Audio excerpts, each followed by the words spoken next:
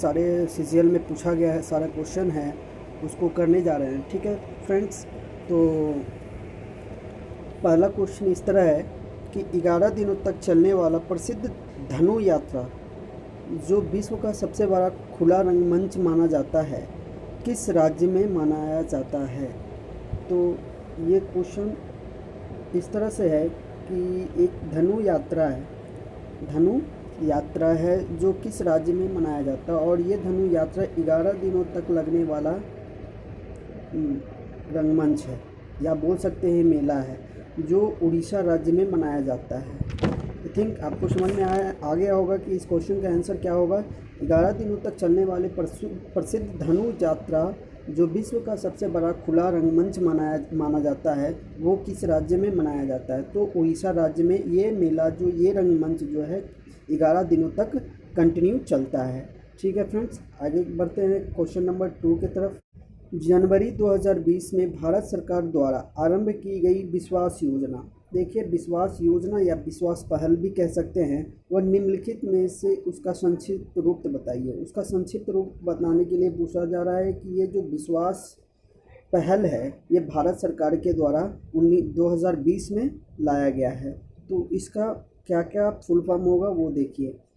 विश्वास मतलब we for मतलब video integrated and state wide advance security. तो विश्वास का बहुत इंपॉर्टेंट क्वेश्चन है कि पूछ सकता है कि विश्वास का फुल फॉर्म क्या होता है। What is the full form of विश्वास। तो विश्वास integrated and state wide advance security. ठीक है फ्रेंड्स, तो इस क्वेश्चन का आंसर राइट आंसर होगा video integrated and state wide advance security. Next question की तरफ आगे बढ़ते हैं। क्वेश्चन नंबर 3 है, किसके जयंती के लिए लखनऊ में 23वां राष्ट्रीय युवा महोत्सव 2020 आयोजित किया गया है। देखिए फ्रेंड्स, इस क्वेश्चन को से बहुत सारे क्वेश्चन निकल कर बाहर आते हैं। पहला तो ये जो 23वां राष्ट्रीय युवा महोत्सव 2020 है वो हुआ कहाँ, तो वो हमारा पहला क्वेश्चन का आंसर आ गया लखनऊ। दूसरा, ये जो युवा महोत्सव मनाया जाता है वह किसके जन्म जयंती पे मनाया जाता है, तो वह है स्वामी विवेकानंद की जयंती पे। राष्ट्रीय युवा, चूँकि हम लोग ये अच्छी तरह से जानते हैं कि राष्ट्रीय युवा महोत्सव जो है राष्ट्रीय युवा दिवस कब मनाया जाता है, तो 12 जनवरी को। और ये भी जानते हैं किनके याद में मनाया जाता है राष्ट्रीय युवा दिवस, तो स्वामी विवेकानंद। अब स्वामी विवेकानंद से रिलेटेड कुछ ऐसे क्वेश्चंस हैं जिनके बारे में हमें जानना ज़रूरी है। पहला तो स्वामी विवेकानंद का जन्म कहाँ हुआ था, तो स्वामी विवेकानंद का जन्म कोलकाता में कब हुआ था, तो 12 जनवरी 1863 ईस्वी में। ठीक है फ्रेंड्स, अब दूसरा क्वेश्चन इससे जुड़ा हुआ है कि इनका पूरा नाम क्या है, तो इनका पूरा नाम नरेंद्र नाथ दत्त है। इनका पूरा नाम क्या है, नरेंद्र नाथ दत्त है। ठीक है फ्रेंड्स, तो 2 क्वेश्चन यहाँ से हो गए। और तीसरा क्वेश्चन आप यहाँ से ले सकते हैं कि स्वामी विवेकानंद का मृत्यु कब हुआ, तो स्वामी विवेकानंद की मृत्यु 4 जुलाई 1902 में कहाँ, तो बेलूर में हुआ था। कहाँ, तो बेलूर में हुआ था। अब स्वामी विवेकानंद को किस नाम से जाना जाता था, तो स्वामी विवेकानंद को किस या बोल सकते हैं उपनाम क्या था। स्वामी विवेकानंद का उपनाम था आध्यात्मिक गुरु के भी नाम से जाना जाता था। ठीक है फ्रेंड, तो स्वामी विवेकानंद से जुड़े ये सभी क्वेश्चनों को ध्यान में रखना है। अब आइए सारे लोगों के बारे में जानते हैं, जैसे कि सरदार वल्लभ भाई पटेल, इनका उपनाम क्या था, तो लौह पुरुष के नाम से जाना जाता था। दूसरा जवाहरलाल नेहरू, इसे हम लोग नेताजी के नाम से जाना जाता, मतलब चाचा नेहरू के नाम से जानते थे। और महात्मा गांधी, इसे हम राष्ट्रपिता के नाम से जानते हैं। और स्वामी विवेकानंद को तो पता ही है कि उसे आध्यात्मिक गुरु के नाम से जाना जाता था। ठीक है फ्रेंड, तो इस तरह से इस क्वेश्चन का राइट आंसर होगा स्वामी विवेकानंद। ठीक है फ्रेंड्स, आगे की ओर बढ़ते हैं क्वेश्चन नंबर 4 पे। दिसंबर 2019 में किस राज्य की पुलिस को बेसिक डेट कलर्स पुरस्कार से सम्मानित किया गया। देखिए फ्रेंड्स, ये क्वेश्चन है किस राज्य के पुलिस को बेसिक डेट कलर्स पुरस्कार से सम्मानित किया गया, तो वो है आपका गुजरात। और इस तरह से ऐसा होने वाला, यानी कि ये पुरस्कार प्राप्त करने वाला ये 7वां राज्य पुलिस बल बन गया। इस तरह से इस पुरस्कार को प्राप्त करने वाला कैवा राज्य बन गया, तो 7वां राज्य बन गया। कौन? तो गुजरात। ठीक है फ्रेंड्स, तो इस अवार्ड को सम्मानित किया गया था, सम्मानित किया किसके द्वारा सम्मानित किया गया था? तो हमारे उपराष्ट्रपति के द्वारा एम वेंकैया नायडू के द्वारा ये पुरस्कार दिया गया था। ठीक है फ्रेंड, तो इस क्वेश्चन का राइट आंसर होगा गुजरात। नेक्स्ट क्वेश्चन की तरफ बढ़ते हैं। बेंगलोर में जो आयोजित हुआ है 107वां भारतीय विज्ञान कांग्रेस का विषय क्या था? तो पहले क्वेश्चन हम लोग एराइज करते हैं कि 107वां भारतीय विज्ञान कांग्रेस हुआ कहाँ था, तो आपका आंसर यहाँ क्वेश्चन से ही मिल गया, बेंगलुरु से। अब इसका उद्देश्य क्या है, पहले हम लोग समझ लेते हैं कि इसका उद्देश्य क्या है, कि एक भारतीय विज्ञान कांग्रेस का क्या उद्देश्य है। तो इसका उद्देश्य है कि हमारे भारतीय किसान और टेक यानी कि टेक्नोलॉजिकल डेवलपर्स के बीच की दूरियां या फिर बोल सकते हैं कि खाइयों को भरने के लिए ये कार्यक्रम किया जाता है। ठीक है फ्रेंड्स, और इसका मोटो क्या है? तो देखिए, इसका मोटो है science and technology rural development. इसका क्या है? Science and technology rural development. तो इस क्वेश्चन का सही आंसर हो जाएगा science and technology rural development. ठीक है फ्रेंड्स, नेक्स्ट क्वेश्चन की तरफ से देखते हैं। जसप्रीत बुमराह 2018 और 19 के अवधि में इंटरनेशनल क्रिकेट में उनके प्रदर्शन के लिए निम्नलिखित में से कौन सा पुरस्कार के लिए चुना गया था?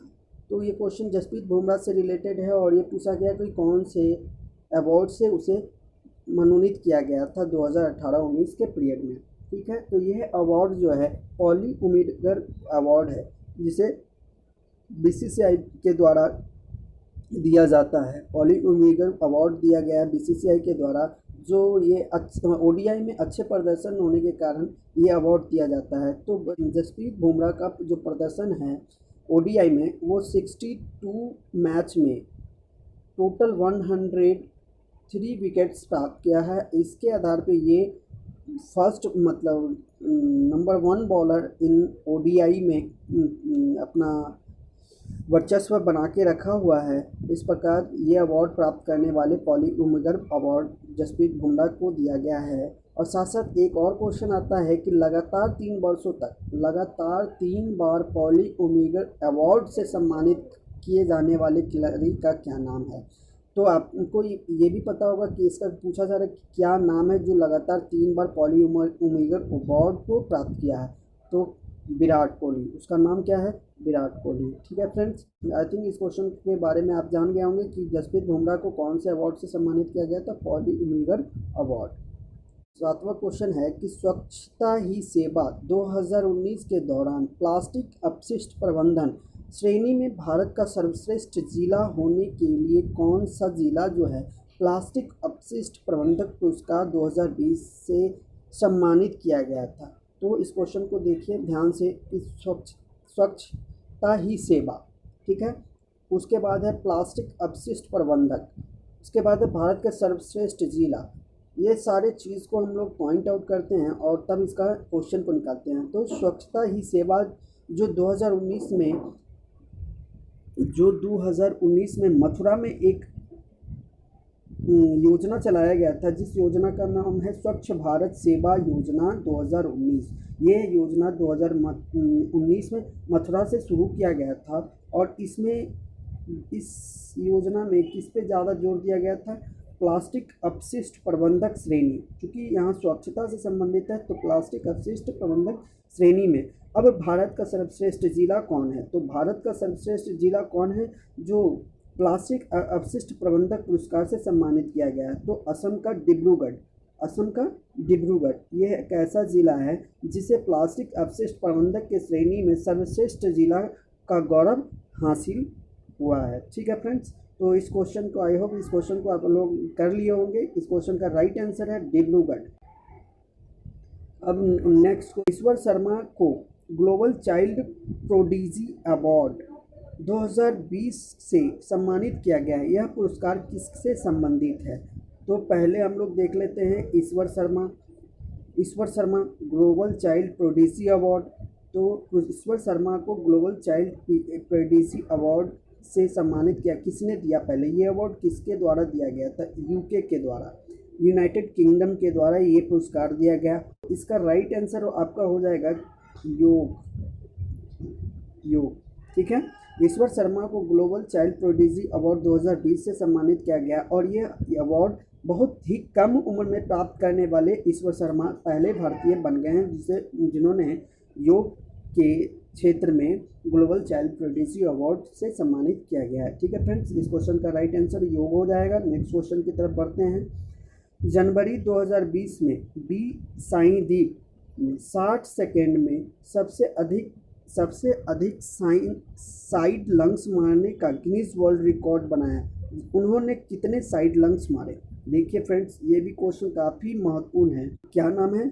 बी साईदीप। इस नाम को आपको याद रखना होगा कि बी साईदीप ने 60 सेकेंड में 59 साइड लंग्स मारने वाले पहले भारतीय बने और पहले खिलाड़ी भी बने जिन्होंने ये कारनामा केवल और केवल 60 सेकेंड में ही किया। और इस तरह से ऐसा करने वाले वह पहले व्यक्ति बन गए और साथ ही साथ उन्होंने अपना नाम गिनीज वर्ल्ड रिकॉर्ड में भी दर्ज कर लिया। तो कितने लंग्स, साइड लंग्स मारे? तो 59। तो इस तरह से इस क्वेश्चन का राइट आंसर हो जाएगा 59। ठीक है फ्रेंड्स, अब नेक्स्ट क्वेश्चन की तरफ आगे बढ़ते हैं। हैदराबाद कोस्ट फंड किस बैंक के द्वारा यूके पाकिस्तान के उच्चायुक्त हबीब इब्राहिम रहीमतुल्लाह के खाते में रख दिया गया है? तो इसमें यह क्वेश्चन है कि इसमें बताना है कि आपको कि यूके का कौन सा ऐसा बैंक है जिसमें हैदराबाद के लिए जो कोस्ट फंड था वो रख दिया गया है। तो उसका नाम है नेशनल वेस्टमिनिस्टर बैंक, जो कि यूके का एक बैंक है। इस बैंक में हैदराबाद के निज़ाम जो फंड रखे थे उसको कन्वर्ट कर दिया है। ठीक है फ्रेंड, तो इस तरह से इस क्वेश्चन नंबर 10 का राइट आंसर होगा नेशनल वेस्टमिनिस्टर बैंक, जो कि एक यूके बैंक है। ठीक है फ्रेंड।